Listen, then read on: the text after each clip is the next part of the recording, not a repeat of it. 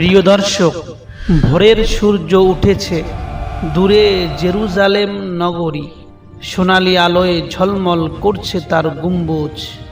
বিশাল প্রাচীরের উপরে ক্রুসেডারদের পতাকা, নিচে হাজার হাজার মুসলিম সৈন্য, সামনে সাদা ঘোড়ায় বসে আছেন সালাহুদ্দিন আইয়ুবী।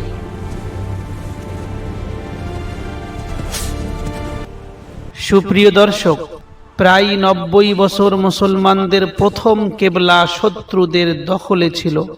হাজারো মুসলমান শহীদ হয়েছে, অসংখ্য সেনাপতি এসেছেন, কিন্তু কেউ জেরুজালেমকে মুক্ত করতে পারেননি। তারপর ইতিহাসের মঞ্চে এলেন এমন এক ব্যক্তি যার নাম আজও পৃথিবীর ইতিহাসে সম্মানের সঙ্গে উচ্চারিত হয়। তিনি হলেন সুলতান সালাহুদ্দিন আইয়ুবী। দুর্গের ভিতরে আতঙ্ক, ক্রুসেডার সৈন্যদের মুখে ভয়, শহরের মানুষ জানালা দিয়ে তাকিয়ে আছে। সালাহুদ্দিন আইয়ুবী শান্তভাবে আকাশের দিকে তাকিয়ে দোয়া করছেন।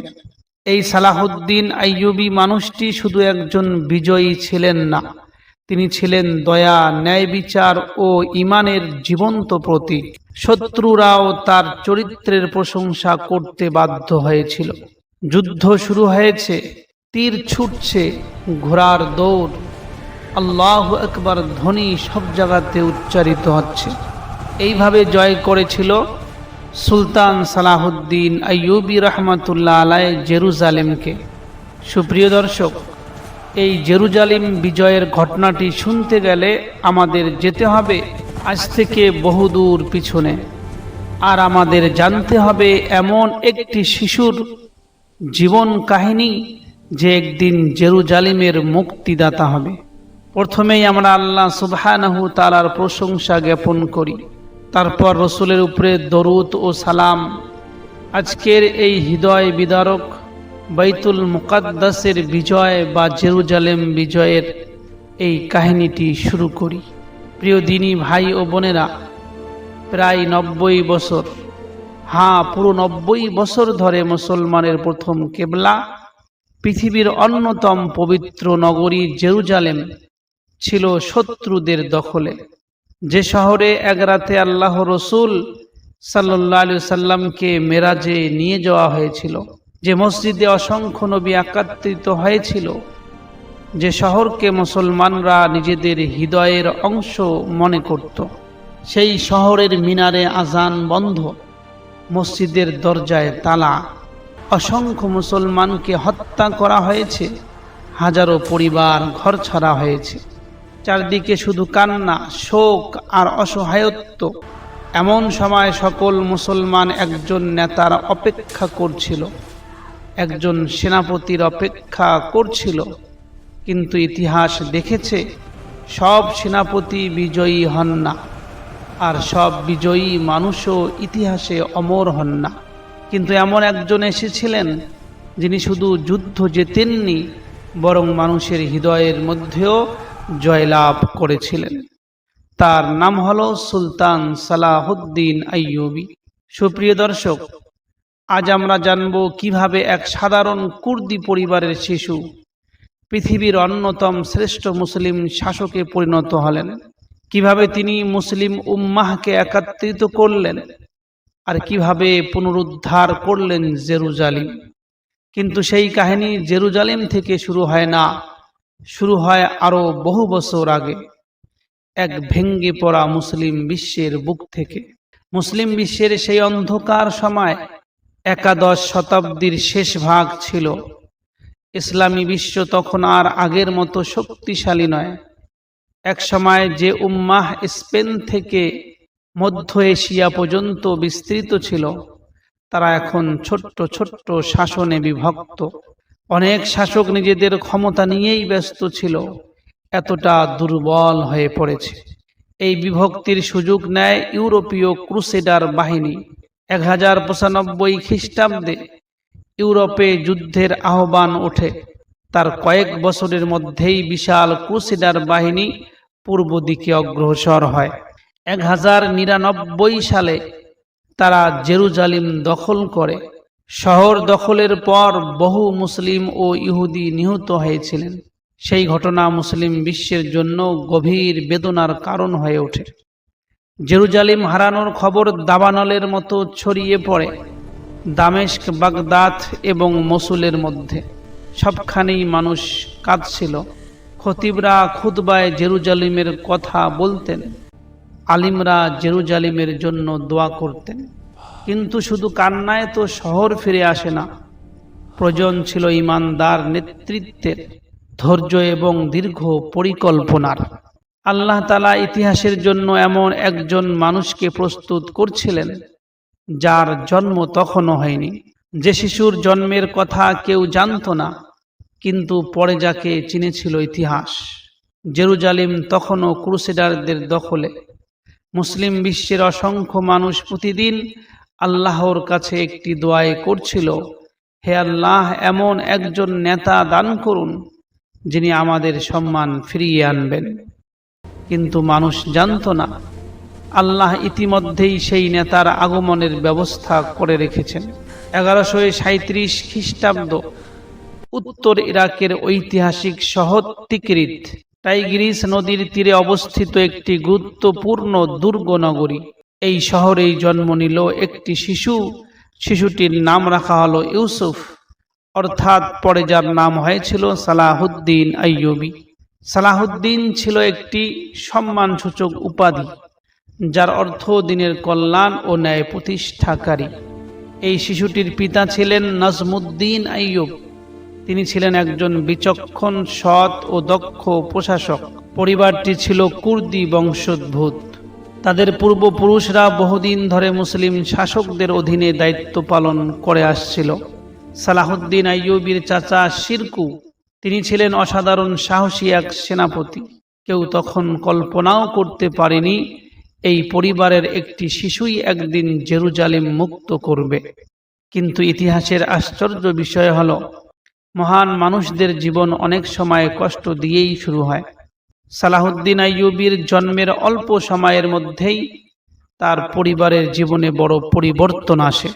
তার পিতা ও চাচা তিকরিত ছেড়ে চলে যেতে হয়। তারা রাতের অন্ধকারে শহর ছেড়ে রওনা হন। পিছনে রয়ে যায় জন্মভূমি, সামনে অনিশ্চিত ভবিষ্যৎ। একটি নবজাতক শিশুকে কোলে নিয়ে পরিবারটি নতুন জীবনের সন্ধানে যাত্রা শুরু করলো। মানুষ ভাবল এটি হয়তো একটি বিপর্যয়, কিন্তু আল্লাহর পরিকল্পনা ছিল ভিন্ন। অনেক সময় যে দরজা বন্ধ হয়ে যায়, সেটি ভবিষ্যতের সবচেয়ে বড় দরজা খুলে দেয়। প্রিয় দর্শক, নতুন শহর, নতুন জীবন। পরিবারটি পৌঁছালো মসুলের মধ্যে। সেখানে তাদের আশ্রয় ও কাজের সুযোগ মিলল। ধীরে ধীরে সালাহুদ্দিন আইয়ুবী বড় হতে লাগলেন। শৈশব থেকেই তিনি অন্য শিশুদের মতো ছিলেন না। তিনি অকারণে ঝগড়া করতেন না, অহংকার করতেন না। শান্তভাবে মানুষের কথা শুনতেন। জ্ঞান অর্জনের প্রতি তার ছিল গভীর আগ্রহ। পরিবার তার শিক্ষার দিকে বিশেষ গুরুত্ব দিল, কারণ তারা জানতেন একজন শাসক তলোয়ার দিয়ে যুদ্ধ জিততে পারে, কিন্তু একজন মহান নেতা গড়ে ওঠে জ্ঞান, তাকওয়া এবং চরিত্র দিয়ে।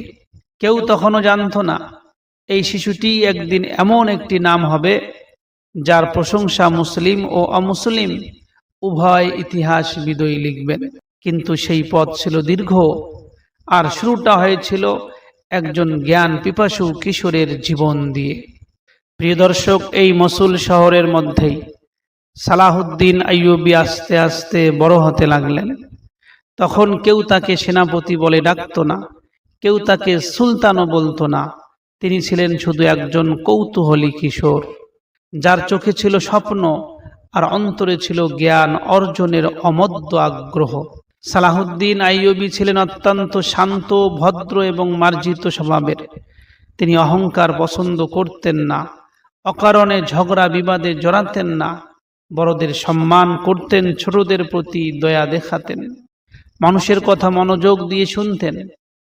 অনেকেই বলতেন এই ছেলেটির মধ্যে এক ধরনের স্থিরতা রয়েছে, যা সাধারণ শিশুদের মধ্যে খুব কমই দেখা যায়।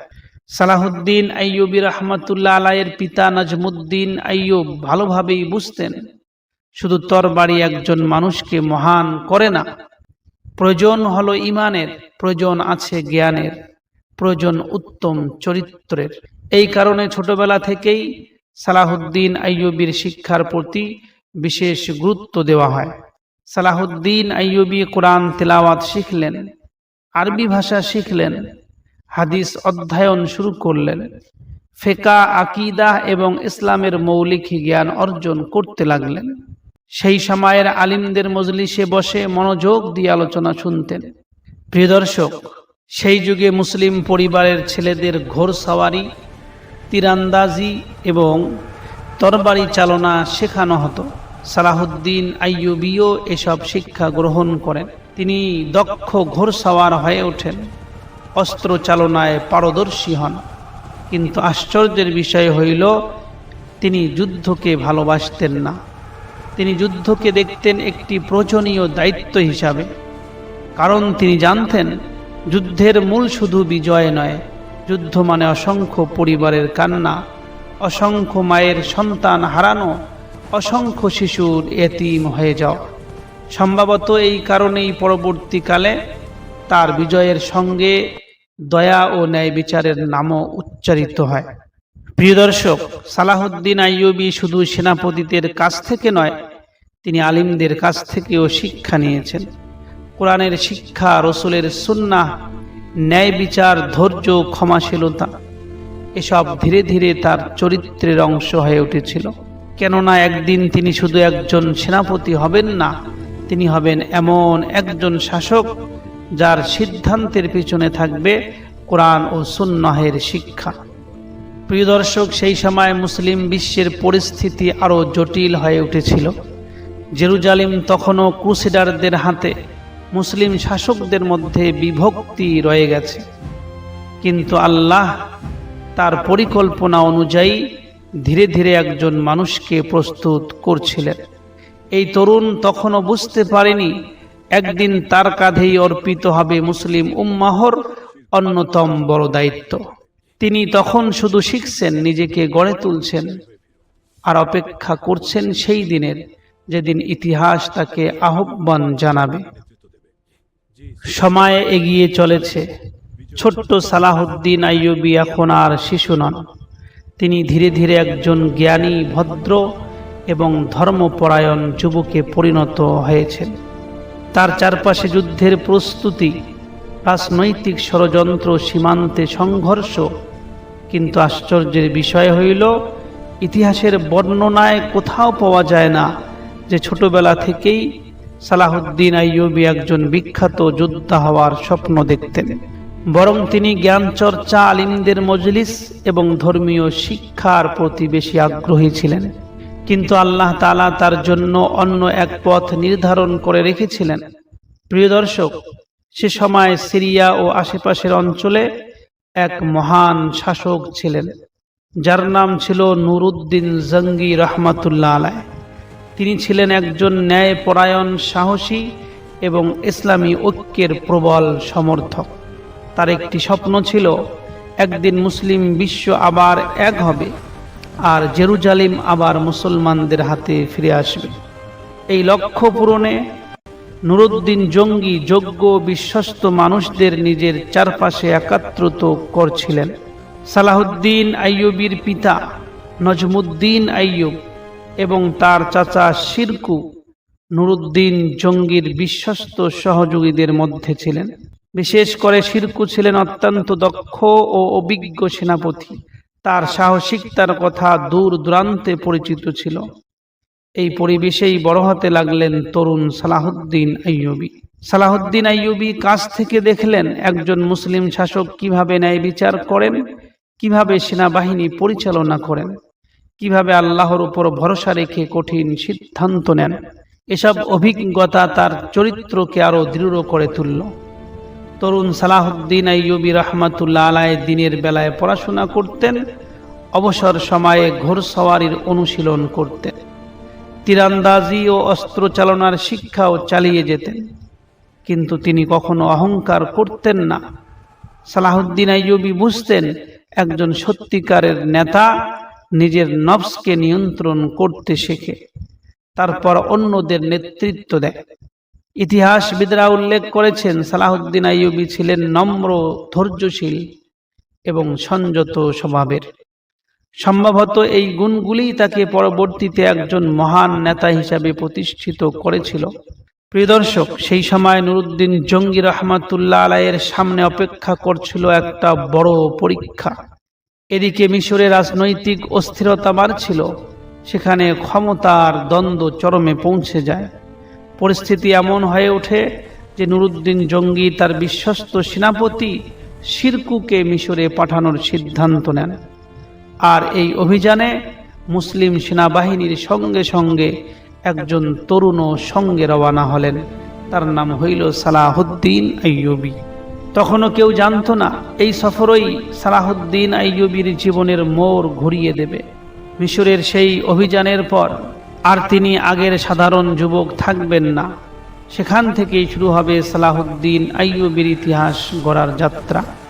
তখনও তিনি বিখ্যাত নন, কেউ তাকে মহান সেনাপতি বলতো না। তিনি ছিলেন একজন তরুণ কর্মকর্তা। অনেকে মনে করতেন তিনি হয়তো শুধু তার চাচার সহযোগী হিসাবেই যাচ্ছেন, কিন্তু ইতিহাস জানত এই সফর একজন সাধারণ যুবককে অসাধারণ নেতায় পরিণত করবে। প্রিয় দর্শক, সেনাবাহিনী দামেস্ক থেকে যাত্রা শুরু করল। সামনে দীর্ঘ মরুভূমি, প্রখর রোদ, পানির সংকট, কখনো পাথুরে পথ, আবার কখনো ধূলিঝড়। দিনের পর দিন ঘোড়ায় চড়ে এগিয়ে চলল মুসলিম বাহিনী। প্রতিটি সৈনিক জানত এই যাত্রা সহজ নয়, কিন্তু তাদের উদ্দেশ্য ছিল আল্লাহর সন্তুষ্টি এবং মুসলিম ভূখণ্ড রক্ষা করা। মিশরে পৌঁছে তারা দেখল পরিস্থিতি ধারণার চেয়ে জটিল। ফাতেমি দরবারে একের পর এক ষড়যন্ত্র চলছে। কেউ সিরিয়ার সাহায্য চাইছে, আবার কেউ গোপনে ক্রুসেডারদের সঙ্গে যোগাযোগ করছে। বিশ্বাসঘাতকতা যেন নিত্যদিনের ঘটনা। এই পরিস্থিতিতে ভুল সিদ্ধান্ত মানেই পুরো অভিযান ব্যর্থ হয়ে যাওয়া। তরুণ সালাহউদ্দিন আইয়ুবী খুব মনোযোগ দিয়ে সবকিছু পর্যবেক্ষণ করছিলেন। তিনি বুঝতে পারলেন শুধু তরবারি চালাতে জানলেই একজন নেতা হওয়া যায় না। একজন নেতাকে মানুষের মনও বুঝতে হয়, রাজনীতি বুঝতে হয়, ধৈর্য ধরতে হয়, সঠিক সময়ে সঠিক সিদ্ধান্ত নিতে হয়। এই মিশর অভিযানই ছিল সালাহউদ্দিন আইয়ুবীর জীবনের সবচেয়ে বড় শিক্ষালয়। সামনে অপেক্ষা করছিল ভাগ্য পরিবর্তনের মুহূর্ত। কয়েক মাসের মধ্যেই মিশরের পরিস্থিতি আরো বদলে যেতে শুরু করল। একের পর এক সংঘর্ষ, রাজনৈতিক পালাবদল, আর তারপর এমন একটি ঘটনা ঘটল যা তরুণ সালাহউদ্দিন আইয়ুবীর জীবনকে সম্পূর্ণ নতুন পথে নিয়ে গেল। তিনি তখনও জানতেন না খুব শীঘ্রই তার কাঁধে এমন একটি দায়িত্ব এসে পড়বে যা বহন করার মতন সাহস খুব কম মানুষেরই থাকে। প্রিয় দর্শক, মিশরের রাজনীতি তখন অস্থির। একদিকে ক্রুসেডারদের হুমকি, অন্যদিকে অভ্যন্তরীণ ষড়যন্ত্র।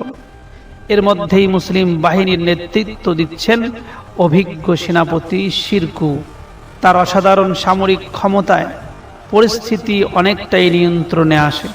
অবশেষে শিরকু মিশরের ওয়াজির নিযুক্ত হন।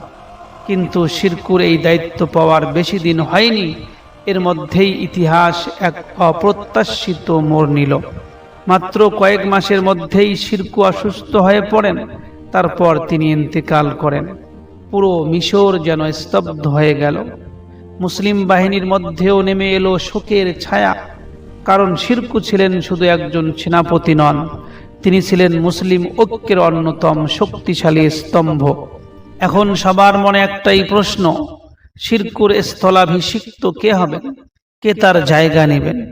সবাই অবাক হয়ে গেল যখন ৩১ বছরের সালাহউদ্দিন আইয়ুবী এই দায়িত্ব পেলেন। অনেকেই বিস্মিত হলেন, কারো কারো মনে সন্দেহও হলো। এত অল্প বয়সী একজন যুবক কি এত বড় দায়িত্ব সামলাতে পারবেন?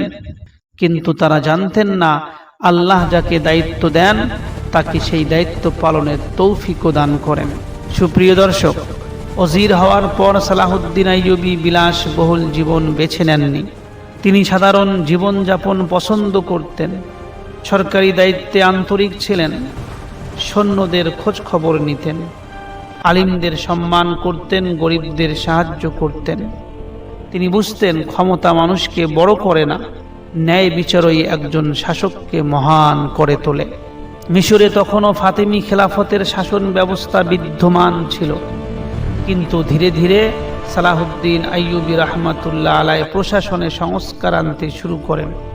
তিনি সেনাবাহিনীকে শক্তিশালী করেন, অর্থনীতি পুনর্গঠন করেন, দুর্নীতির বিরুদ্ধে ব্যবস্থা নেন। সবচেয়ে বড় কথা হইল তিনি মুসলিম উম্মাহর ঐক্য প্রতিষ্ঠার দিকে মনোযোগ দেন। সালাহুদ্দিন আইয়ুবী জানতেন বিভক্ত মুসলিম বিশ্ব কখনো জেরুজালেম পুনরুদ্ধার করতে পারবে না। সালাহুদ্দিন আইয়ুবী রাহমাতুল্লাহ আলাইহি রাতের নীরবতায় কখনো কখনো জেরুজালেমের কথা ভাবতেন, প্রথম কিবলার কথা চিন্তা করতেন, মসজিদুল আকসার কথা ভাবতেন। তিনি জানতেন এখনো সেই সময় আসেনি। আগে মুসলিম বিশ্বকে শক্তিশালী করতে হবে, ঐক্যবদ্ধ করতে হবে, তারপর একদিন আল্লাহ চাইলে জেরুজালেমের পথও খুলে যাবে। প্রিয় দর্শক, তখনও মিশরে নামমাত্র শাসন করছিল ফাতিমি খলিফা, কিন্তু তাদের রাজনৈতিক শক্তি অনেকটাই দুর্বল হয়ে পড়েছিল। 1171 খ্রিস্টাব্দে সালাহুদ্দিন আইয়ুবী রাহমাতুল্লাহ আলাইহি একটি ঐতিহাসিক সিদ্ধান্ত নিলেন। মিশরে ফাতিমীয় খেলাফতের অবসান ঘটানো হলো। এটি ছিল শুধু রাজনৈতিক পরিবর্তন নয়, বরং মুসলিম বিশ্বের ঐক্য পুনর্গঠনের একটি গুরুত্বপূর্ণ পদক্ষেপ। অনেকে ভাবলেন এবার হয়তো সালাহুদ্দিন আইয়ুবী নিজেকে নিয়ে ব্যস্ত হয়ে পড়বেন, কিন্তু না, তার লক্ষ্য ছিল আরো বড়। তিনি বলতেন না, কিন্তু তার প্রতিটি কাজে যেন একটি লক্ষ্য স্পষ্ট হয়ে উঠছিল। জেরুজালেম প্রথম কিবলা, মসজিদুল আকসা। তিনি জানতেন মুসলিম বিশ্ব যদি এক না হয় তাহলে সেই পবিত্র ভূমি কখনো মুক্ত হবে না। প্রিয় দর্শক, সালাহুদ্দিন আইয়ুবী রাহমাতুল্লাহ আলাইহি প্রস্তুতি শুরু করলেন। মিশরের দুর্গগুলো মেরামত করা হলো, নতুন অস্ত্র তৈরি হতে লাগলো, ঘোড়া সংগ্রহ করা হইল, সৈন্যদের প্রশিক্ষণ আরো কঠোর করা হলো, নৌবাহিনীকেও শক্তিশালী করার উদ্যোগ নেওয়া হলো। এসব কাজ একদিনের জন্য নয়, বরং বহু বছরের পরিকল্পনার অংশ ছিল।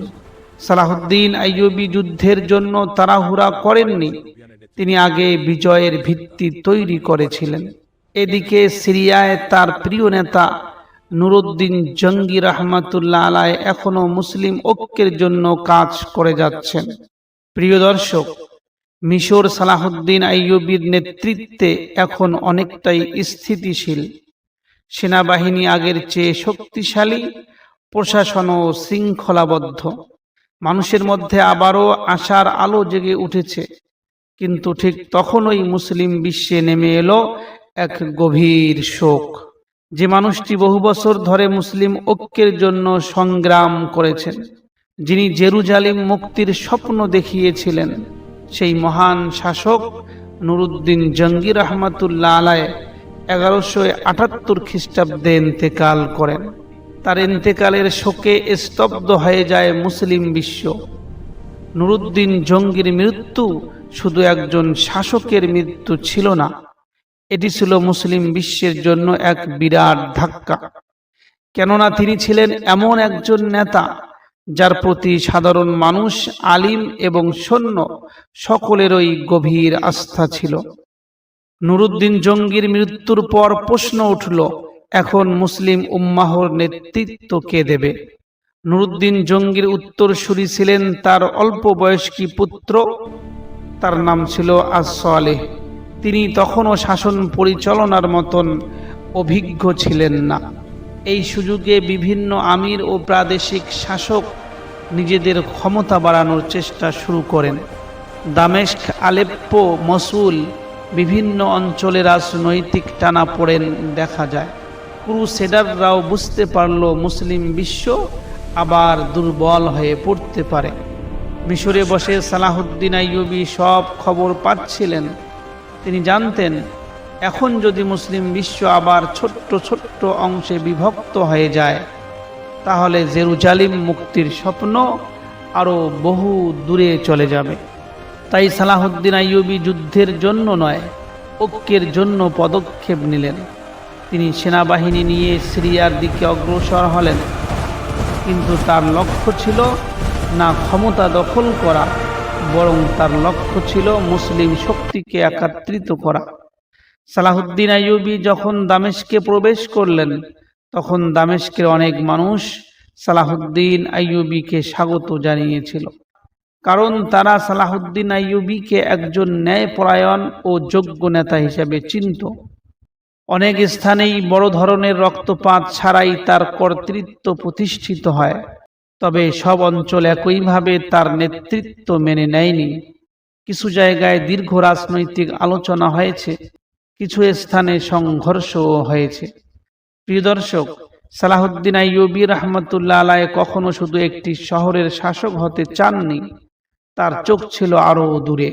তিনি জানতেন মিশর, সিরিয়া এবং আশেপাশের মুসলিম অঞ্চলগুলো এক পতাকার নিচে না এলে ক্রুসেডারদের বিরুদ্ধে স্থায়ী বিজয় সম্ভব নয়। তাই সালাহুদ্দিন আইয়ুবী ধৈর্যের সঙ্গে কূটনীতি, আলোচনা এবং প্রয়োজনে সামরিক শক্তি সবকিছুর সমন্বয়ে ঐক্য প্রতিষ্ঠার কাজ চালিয়ে যেতে লাগল। এখন সালাহুদ্দিন আইয়ুবী শুধু মিশরের শাসক নন, তিনি ধীরে ধীরে মুসলিম বিশ্বের সবচেয়ে প্রভাবশালী নেতায় পরিণত হচ্ছেন। ক্রুসেডাররা তার নাম শুনে সতর্ক হতে শুরু করেছে। ক্রুসেডাররা বুঝতে পারছে এবার তাদের সামনে এমন একজন প্রতিপক্ষ দাঁড়িয়েছেন যিনি শুধু একজন বীর যোদ্ধা নন, বরং একজন অসাধারণ কৌশলী নেতা। আর খুব শীঘ্রই সেই বহু প্রতীক্ষিত সংঘর্ষের দিন ঘনিয়ে আসছে। জেরুজালিমের পথে ইতিহাসের চাকা ঘুরতে আবার শুরু করেছে। সুপ্রিয় দর্শক, দামেস্ক এখন সালাহুদ্দিন আইয়ুবীর অধীনে, মিশর তার নেতৃত্বে, কিন্তু তিনি জানতেন এতটুকু যথেষ্ট নয়। জেরুজালিমের পথে এগিয়ে যেতে হলে সমস্ত মুসলিম শক্তিকে এক কাতারে দাঁড় করতে হবে, কারণ ক্রুসেডারদের শক্তি শুধু তাদের দুর্গে ছিল না, বরং তাদের মধ্যে ঐক্যও ছিল। সুপ্রিয় দর্শক, একে একে যুক্ত হতে লাগলো মুসলিম অঞ্চল।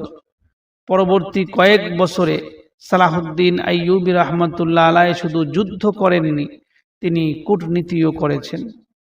যেখানে সম্ভব তিনি শান্তি চুক্তি করেছেন, যেখানে প্রয়োজন সেনাবাহিনী দিয়ে অগ্রসর হয়েছেন। ধীরে ধীরে সালাহুদ্দিন আইয়ুবীর অধীনে চলে আসে দামেস্ক, হামা, হোমস এবং পরে আলেপ্পোর মতো গুরুত্বপূর্ণ অঞ্চলগুলো। প্রতিটি বিজয়ের পর সালাহুদ্দিন আইয়ুবী লুটপাতে ব্যস্ত হননি, বরং প্রশাসন গড়ে তুলেছেন, মানুষের নিরাপত্তা নিশ্চিত করেছেন। এ কারণেই সাধারণ মানুষের সমর্থন ক্রমশ তার দিকে বাড়তে থাকে। এদিকে জেরুজালিমের ক্রুসেডার শাসকরাও সব খবর পাচ্ছিল। তারা বুঝতে পারছিল এবার তাদের সামনে আগের মতো বিভক্ত মুসলিম বিশ্ব নেই। এখন একজন নেতা আছেন যিনি ধৈর্যশীল, কৌশলী এবং বহু বছর ধরে একটি লক্ষ্য নিয়েই কাজ করছেন। সেই লক্ষ্য হলো জেরুজালিম। প্রিয় দর্শক, এই সময় ক্রুসেডার নেতা রেনাল্ড বারবার মুসলিম কাফেরার উপর আক্রমণ চালাতে থাকেন। বণিকদের সম্পদ লুট করা হয়, চুক্তি ভঙ্গ করা হয়, এমনকি মুসলিমদের পবিত্র নগরীগুলোর দিকেও আক্রমণের হুমকি দেওয়া হয়। এই ঘটনাগুলো সালাহুদ্দিন আইয়ুবীকে গভীরভাবে ব্যথিত করে। তিনি বুঝলেন শান্তির সব পথ প্রায় শেষ হয়ে এসেছে। সালাহুদ্দিন আইয়ুবী রহমতুল্লাহ আলাইহ তাড়াহুড়া করলেন না, তিনি সেনাপতিদের সঙ্গে পরামর্শ করলেন, সেনাবাহিনীকে পুনর্গঠন করলেন। দূর দূরান্তে বার্তা পাঠানো হলো, মুসলিম সৈন্যদের প্রস্তুত হতে হবে, মুসলিম সৈন্যদের প্রস্তুত হতে হবে। ঘোড়া সংগ্রহ করা হলো, অস্ত্র মেরামত করা হলো, তীর ধনুক তৈরি হতে লাগলো, কামারদের চুল্লি দিনরাত জ্বলতে থাকলো। প্রতিটি দুর্গে সতর্কতা জারি করা হলো। সৈন্যদের শুধু যুদ্ধ নয়, ধৈর্য, শৃঙ্খলা এবং ঈমানের শিক্ষাও দেওয়া হচ্ছিল। কারণ সালাহুদ্দিন আইয়ুবী বিশ্বাস করতেন আল্লাহর সাহায্য আসে তাদের উপর যারা নিজেদেরকে প্রস্তুত করে। প্রিয় দর্শক, সময়টা ছিল 1187 খ্রিস্টাব্দ। সময় ঘনিয়ে এসেছে সেই ঐতিহাসিক যুদ্ধের দিকে। ক্রুসেডাররাও বিশাল বাহিনী প্রস্তুত করেছে। দুই পক্ষই জানে এই যুদ্ধ সাধারণ কোনো যুদ্ধ নয়, এই যুদ্ধ নির্ধারণ করবে জেরুজালেমের ভবিষ্যৎ। একদিকে ক্রুসেডারদের সম্মিলিত বাহিনী, অন্যদিকে সালাহুদ্দিন আইয়ুবীর নেতৃত্বে ঐক্যবদ্ধ মুসলিম সেনাবাহিনী। দুই বাহিনী ধীরে ধীরে এগিয়ে যাচ্ছে একটি স্থানের দিকে, যার নাম ইতিহাসে চিরদিনের জন্য লেখা থাকবে, ব্যাটেল অফ হাত্তিন। সেখানে যা ঘটবে তা শুধু একটি যুদ্ধের ফলাফল বদলাবে না, বরং বদলে দেবে সমগ্র মধ্যপ্রাচ্যের ইতিহাস। প্রিয় দর্শক, হাত্তিনের যুদ্ধ, যে যুদ্ধে ভেঙ্গে পড়ল ক্রুসেডারদের অহংকার। 1187 খ্রিস্টাব্দ, দীর্ঘ প্রায় 20 বছর পর সালাহুদ্দিন আইয়ুবী নিজেকে প্রস্তুত করেছেন, মিশরকে শক্তিশালী করেছেন, সিরিয়াকে ঐক্যবদ্ধ করেছেন, সেনাবাহিনীকে গড়ে তুলেছেন। আর আজ সেই প্রতীক্ষিত দিন এসে গেছে। সামনে ইতিহাসের অন্যতম গুরুত্বপূর্ণ যুদ্ধ, হাত্তিনের যুদ্ধ। একদিকে সালাহুদ্দিন আইয়ুবীর নেতৃত্বে ঐক্যবদ্ধ মুসলিম বাহিনী, অন্যদিকে জেরুজালেম রাজ্যের বিশাল ক্রুসেডার সেনাবাহিনী। তাদের সঙ্গে ছিল রাজা গাই, আর ছিল মুসলিম কাফেলার উপর হামলা করার জন্য কুখ্যাত রেনাল্ড। উভয় পক্ষই জানত এই যুদ্ধের ফলই নির্ধারণ করবে জেরুজালেমের ভবিষ্যৎ। সালাহুদ্দিন আইয়ুবী রহমতুল্লাহ আলাইহি সরাসরি আক্রমণে তাড়াহুড়া করলেন না। তিনি আগে যুদ্ধক্ষেত্রকে নিজের পক্ষে নিয়ে এলেন। হাত্তিন অঞ্চলের পানির উৎসগুলোর উপর মুসলিম বাহিনী নিয়ন্ত্রণ প্রতিষ্ঠা করল। প্রচণ্ড গরমে ক্রুসেডার বাহিনী তৃষ্ণায় কষ্ট পেতে লাগল। এদিকে মুসলিম বাহিনী সংগঠিত ও প্রস্তুত ছিল। এই কৌশল ক্রুসেডারদের দুর্বল করে দেয় এবং যুদ্ধের গতিপথে গুরুত্বপূর্ণ ভূমিকা রাখে। সুপ্রিয় দর্শক, সূর্য আকাশের অনেক উপরে উঠে গেছে, ধুলায় ঢেকে গেছে যুদ্ধক্ষেত্র। চারদিকে ঘোড়ার খুরের শব্দ, তলোয়ারের ঝনঝন, তীরের বৃষ্টি। মুসলিম বাহিনীর কণ্ঠে ধ্বনিত হলো আল্লাহু আকবার।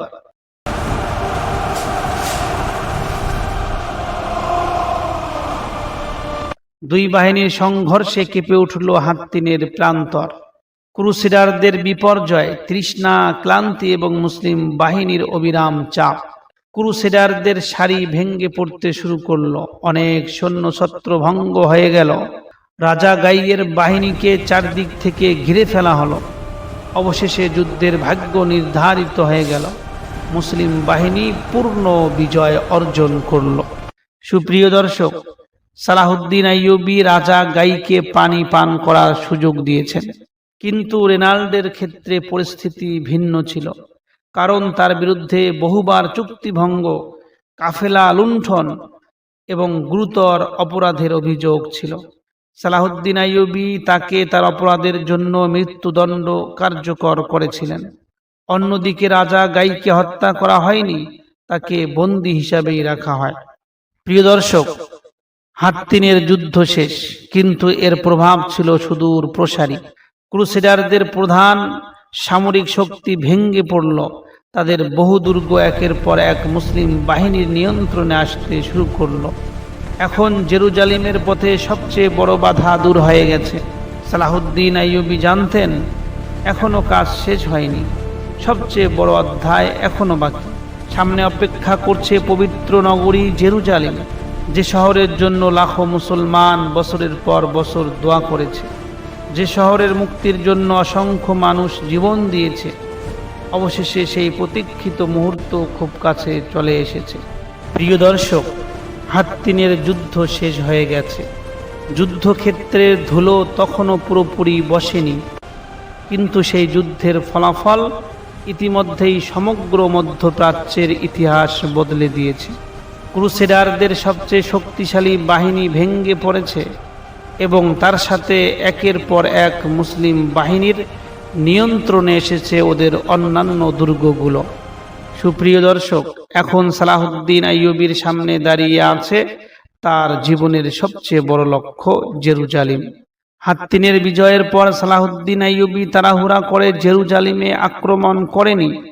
প্রথমে সালাহুদ্দিন আইয়ুবী উপকূলীয় ও কৌশলগত গুরুত্বপূর্ণ কয়েকটি শহর নিজের নিয়ন্ত্রণে আনেন, কারণ তিনি জানতেন পিছনের অঞ্চল নিরাপদ না হলে জেরুজালেম অবরোধ দীর্ঘস্থায়ী করা কঠিন হবে।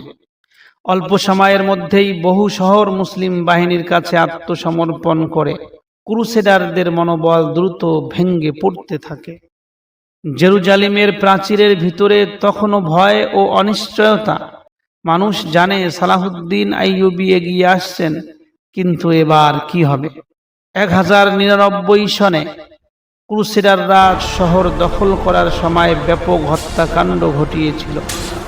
তাই শহরের অনেকেই আশঙ্কা করছিল এবার হয়তো প্রতিশোধ নেওয়া হবে, কিন্তু তারা তখনও জানত না সালাহুদ্দিন আইয়ুবীর চরিত্র প্রতিশোধের নয়, বরং ন্যায় ও দয়ার। 1187 সালের সেপ্টেম্বর মাস মুসলিম বাহিনী জেরুজালেমকে চারদিক থেকে অবরোধ করল। বিশাল প্রাচীর, উঁচু দুর্গ, সশস্ত্র রক্ষী বাহিনী। শহরের প্রতিরক্ষার দায়িত্বে ছিলেন বেলেন, ক্রুসেডারদের নেতা। তিনি জানতেন এই যুদ্ধ সহজ হবে না। মুসলিম বাহিনীও জানত এই শহর শুধু একটি নগরী নয়, এটি মুসলমানদের প্রথম কেবলা। রাসূলুল্লাহ সাল্লাল্লাহু আলাইহি সাল্লামের ইসরা ও মেরাজের স্মৃতি জড়িত ভূমি। প্রিয় দর্শক, দিনের পর দিন যুদ্ধ চলতে লাগলো। প্রাচীরের দিকে তীর ছুটে যাচ্ছে, অবরোধ যন্ত্র দিয়ে আঘাত করা হচ্ছে। দুই পক্ষই নিজেদের অবস্থান ধরে রাখার চেষ্টা করছে, কিন্তু ধীরে ধীরে শহরের রক্ষাকারীরা বুঝতে পারল দীর্ঘদিন তারা এইভাবে টিকতে পারবে না। অবশেষে বেলেন সালাহুদ্দিন আইয়ুবীর কাছে আলোচনার প্রস্তাব পাঠালেন। দীর্ঘ আলোচনার পর একটি শান্তিপূর্ণ সমঝোতা হয়। ঐতিহাসিক সূত্র অনুযায়ী শহরের বাসিন্দাদের একটি নির্দিষ্ট মুক্তিপণ দিয়ে নিরাপদে চলে যাওয়ার সুযোগ দেওয়া হয়। অনেক দরিদ্র মানুষের মুক্তিপণও সালাহুদ্দিন আইয়ুবী এবং তার সহযোগীরা পরিশোধ করে তাদের মুক্ত হাতে সাহায্য করেছিলেন। এই আচরণ সেই সময়ের যুদ্ধের ইতিহাসে অত্যন্ত ব্যতিক্রমী ছিল। 1099 সালে ক্রুসেডাররা জেরুজালেম দখলের পর ব্যাপক হত্যাকাণ্ড জেরুজালেমে চালিয়েছিল, কিন্তু 1187 সালে সালাহুদ্দিন আইয়ুবী সেই পথ অনুসরণ করেননি। তিনি নির্বিচারে প্রতিশোধ নেননি, বরং শৃঙ্খলা বজায় রেখে শহর গ্রহণ করেছেন। এই মহানুভবতার জন্য মুসলিম ও বহু অমুসলিম ঐতিহাসবিদ সালাহুদ্দিন আইয়ুবীর প্রশংসা করেছেন। সুপ্রিয় দর্শক, অবশেষে 2 অক্টোবর 1187 সন, প্রায় 88 বছর পর জেরুজালেম আবার মুসলমানদের অধীনে ফিরে এলো। একটি দীর্ঘ অপেক্ষার অবসান হলো। অসংখ্য মুসলমানের চোখে আনন্দের অশ্রু ছিল। প্রজন্মের পর প্রজন্ম যে শহরের জন্য দোয়া করেছে, সেই শহর আবার ইসলামের পতাকার নিচে। কিন্তু সালাহুদ্দিন আইয়ুবীর হৃদয়ে তখনও একটি কাজ বাকি ছিল। সবচেয়ে প্রিয় কাজ, মসজিদুল আকসাকে আবার ইবাদতের জন্য প্রস্তুত করা। 2 অক্টোবর 1187 সন, সূর্যের প্রথম আলো ধীরে ধীরে ছড়িয়ে পড়েছে জেরুজালেম নগরীর আকাশে। যে শহর প্রায় 88 বছর ধরে ক্রুসেডারদের দখলে ছিল, আজ সেই শহরে এক নতুন সকাল। রাস্তার দুই পাশে দাঁড়িয়ে আছে অসংখ্য মানুষ। কারো চোখে বিস্ময়, কারো চোখে স্বস্তি, কারো চোখে আনন্দের অশ্রু। আর সেই মুহূর্তে ধীরে ধীরে জেরুজালেমের ভিতরে প্রবেশ করলেন সুলতান সালাহুদ্দিন আইয়ুবী রাহমাতুল্লাহ আলাইহি। সালাহুদ্দিন আইয়ুবী অহংকারের সঙ্গে শহরে প্রবেশ করেননি। তার উদ্দেশ্য ছিল না নিজের বিজয় প্রদর্শন করা। তার হৃদয়ে ছিল আল্লাহর শুকরিয়া, কারণ তিনি বিশ্বাস করতেন এই বিজয় কোনো ব্যক্তিত্বের নয়, এটি আল্লাহর অনুগ্রহ। বহু বছর ধৈর্য, ঐক্য, পরিকল্পনা আর অসংখ্য মুজাহিদের ত্যাগের ফল। প্রিয় দর্শক, ইতিহাসবিদদের বর্ণনায় জানা যায় মুসলিমরা মসজিদটি পরিষ্কার পরিচ্ছন্নর কাজে অংশগ্রহণ করেন। বহু বছর ধরে অবহেলিত অবস্থায় থাকা অংশগুলো যত্ন সহকারে পরিষ্কার করা হয়, যাতে আবার সেখানে ইবাদত প্রতিষ্ঠা করা যায়। আমার সুপ্রিয় দর্শক, বহু বছর আগে নুরুদ্দিন জঙ্গি রহমতুল্লাহ আলাইহ একটি সুন্দর কাঠের মিম্বার তৈরি করিয়েছিলেন, কেননা তার ইচ্ছা ছিল একদিন জেরুজালেম মুক্ত হলে সেই মিম্বার মসজিদুল আকসায় স্থাপন করা হবে। কিন্তু তিনি সেই দিন দেখে যেতে পারেননি। জেরুজালেম মুক্ত হওয়ার বহু বছর আগেই তিনি ইন্তেকাল করেন। সালাহুদ্দিন আইয়ুবী তার সেই স্বপ্ন পূরণ করলেন। নুরুদ্দিন জঙ্গির তৈরি করা সেই বিখ্যাত মেম্বার জেরুজালেমে এনে মসজিদুল আকসায় স্থাপন করা হয়। সেই প্রতীক্ষিত আজান, সব প্রস্তুতি শেষ, মসজিদ আবার ইবাদতের জন্য প্রস্তুত। তারপর এলো সেই ঐতিহাসিক মুহূর্ত। বহু বছর পর জেরুজালেমের আকাশে আবার ধ্বনিত হলো আল্লাহু আকবার, আল্লাহু আকবার, আজানের শব্দ। আজানের ধ্বনি পাহাড়ে পাহাড়ে প্রতিধ্বনিত হতে লাগলো। মুসলমানদের চোখে অশ্রু, কেউ সিজদায় লুটিয়ে পড়লেন, কেউ দুই হাত তুলে আল্লাহর শুকরিয়া আদায় করলেন। অনেকেই বিশ্বাসই করতে পারছিল না যে দিনের জন্য এত প্রজন্ম অপেক্ষা করেছে, সেই দিন অবশেষে এসে গেছে। সুপ্রিয় দর্শক, আজানের পর হাজার হাজার মুসলমান একত্রিত হলেন। দীর্ঘদিন পর মসজিদুল আকসায় আবার জুম্মার নামাজ আদায় করা হলো। ইতিহাসে উল্লেখ আছে, সেই জুম্মার খুতবা প্রদান করলেন বিশিষ্ট আলিম মহিউদ্দিন ইবনুজ জাকি। তিনি আল্লাহর প্রশংসা করলেন, জেরুজালেম মুক্তির জন্য শুকরিয়া আদায় করলেন এবং মুসলিমদের ঐক্য রক্ষা করার আহ্বান জানালেন। কিন্তু সালাহুদ্দিন আইয়ুবীর কাজ এখানেই শেষ নয়। জেরুজালেম মুক্ত হয়েছে, মসজিদুল আকসায় আবার ইবাদত শুরু হয়েছে, কিন্তু সালাহুদ্দিন আইয়ুবী জানতেন ক্রুসেডাররা এত সহজে এই পরাজয় মেনে নেবে না। ইউরোপে ইতিমধ্যেই নতুন যুদ্ধের প্রস্তুতি শুরু হয়ে গেছে। একটি বিশাল বাহিনী, নতুন এক ক্রুসেড, আর তার নেতৃত্বে আসবেন ইউরোপের সবচেয়ে শক্তিশালী রাজাদের একজন। ইতিহাসের আরেকটি মহা সংঘর্ষ অপেক্ষা করছে সামনে। প্রিয় দর্শক, জেরুজালেম হারানোর সংবাদ দাবানলের মতো ছড়িয়ে পড়েছে। গির্জায় ঘণ্টা ধ্বনি বেজে উঠেছে। ধর্মযাজকেরা মানুষকে আহ্বান করছেন, পবিত্র ভূমি পুনরুদ্ধার করতে হবে। প্রিয় দর্শক, জেরুজালেম হারানোর পর ইউরোপের সবচেয়ে শক্তিশালী শাসকেরা নতুন অভিযানের সিদ্ধান্ত নিলেন। তাদের মধ্যে একজনের নাম ছিল থার্ড ক্রুসেড, একজনের নাম ছিল রিচার্ড, একজনকার নাম ছিল ফিলিপ। এত শক্তিশালী জোট ইউরোপ আগে খুব কমই গঠন করেছিল। রিচার্ড, যার নাম শুনে সৈন্যরা সাহস পেত, তিনি রাজাদের মধ্যে সবচেয়ে বিখ্যাত ছিলেন। রিচার্ড দ্য লায়ন হার্ট, তিনি ছিলেন অসাধারণ সাহসী যোদ্ধা, তরবারি চালনায় দক্ষ, যুদ্ধক্ষেত্রে নির্ভীক। তার বীরত্বের জন্যই তাকে বলা হয় সিংহ হৃদয় রিচার্ড। ইউরোপের অনেকেই বিশ্বাস করত, যদি কেউ জেরুজালেম পুনরুদ্ধার করতে পারে তবে সে হবে রিচার্ড। এদিকে জেরুজালেমে বসে সালাহুদ্দিন আইয়ুবী নিশ্চিন্ত ছিলেন না। তিনি জানতেন এই বিজয় রক্ষা করাও একটি বড় দায়িত্ব। তিনি দুর্গগুলো আরো শক্তিশালী করলেন, সীমান্তে প্রহরী বাড়ালেন, সৈন্যদের সতর্ক থাকতে নির্দেশ দিলেন। সালাহুদ্দিন আইয়ুবী রহমতুল্লাহ আলাইহ বুঝতেন সামনের যুদ্ধ আগের সব যুদ্ধের চেয়ে কঠিন হতে পারে। প্রিয় দর্শক, এর মধ্যেই একটি অপ্রত্যাশিত ঘটনা ঘটে যায়। তৃতীয় ক্রুসেড শুরু হওয়ার পথে একটি বড় ঘটনা। পবিত্র রোমান সম্রাট বিশাল বাহিনী নিয়ে পূর্ব দিকে অগ্রসর হচ্ছিলেন, কিন্তু আনাতোলিয়ায় একটি নদী পার হওয়ার সময় তিনি ডুবে মারা যান। তার মৃত্যুর পর তার বাহিনীর বড় একটি অংশ ছত্রভঙ্গ হয়ে যায়। এই ঘটনা ক্রুসেডারদের জন্য বড় ধাক্কা ছিল। তবে যুদ্ধ থেমে থাকেনি। রিচার্ড ও ফিলিপ তাদের অভিযান চালিয়ে যান। প্রিয় দর্শক, ক্রুসেডারদের প্রধান লক্ষ্য হয়ে উঠল একেরে শহর। এটি ছিল একটি গুরুত্বপূর্ণ বন্দর নগরী। যদি তারা এটি দখল করতে পারে তাহলে সমুদ্র পথে আরো সৈন্য ও রসদ আনতে পারবে।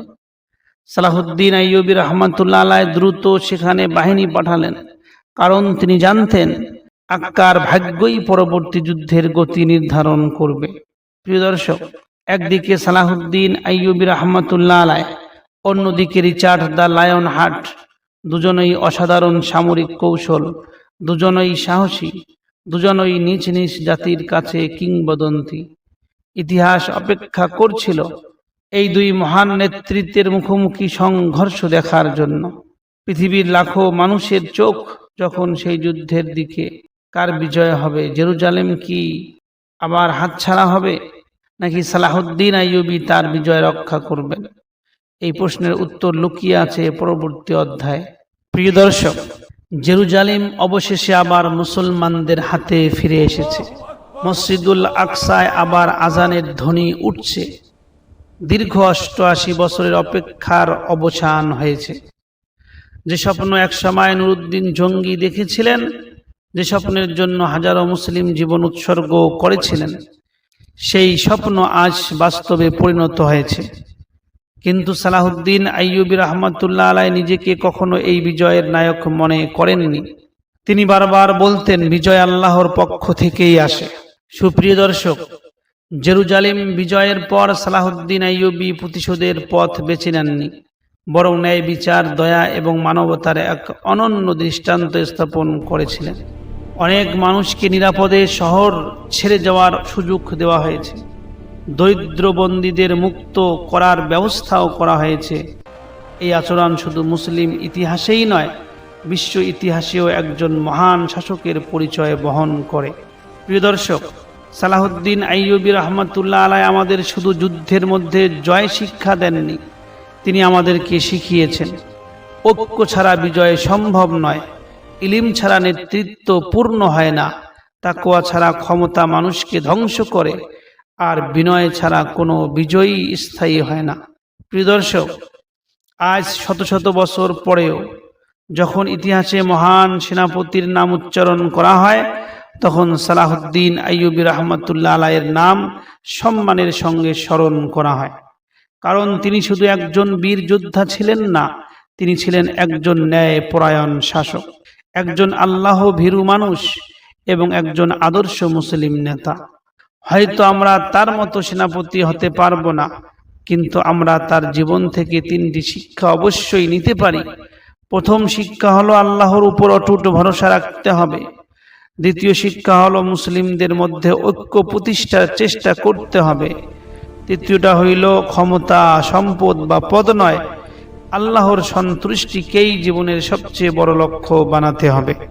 আল্লাহ সুবহানাহু ওয়া তাআলা আমাদের সবাইকে সালাহুদ্দিন আইয়ুবী রাহমাতুল্লাহ আলাইহির ঈমান, তাকওয়া, ন্যায় বিচার এবং সাহস থেকে শিক্ষা গ্রহণ করার তৌফিক দান করুক, আমিন। প্রিয় দর্শক, যদি ভিডিওটি আপনার ভালো লেগে থাকে তাহলে একটি লাইক দিয়ে আমাদের উৎসাহিত করবেন। ইসলামের ইতিহাস ভিত্তিক এমন আরো প্রমাণ্য ভিডিও দেখতে আমাদের চ্যানেলটি সাবস্ক্রাইব করুন এবং পাশে থাকার জন্য বেল আইকনটি চাপুন। আসসালামু আলাইকুম ওয়া রাহমাতুল্লাহি ওয়া বারাকাতুহু। Victory and peace. Rejoice, people of Jerusalem. The city is ours in peace.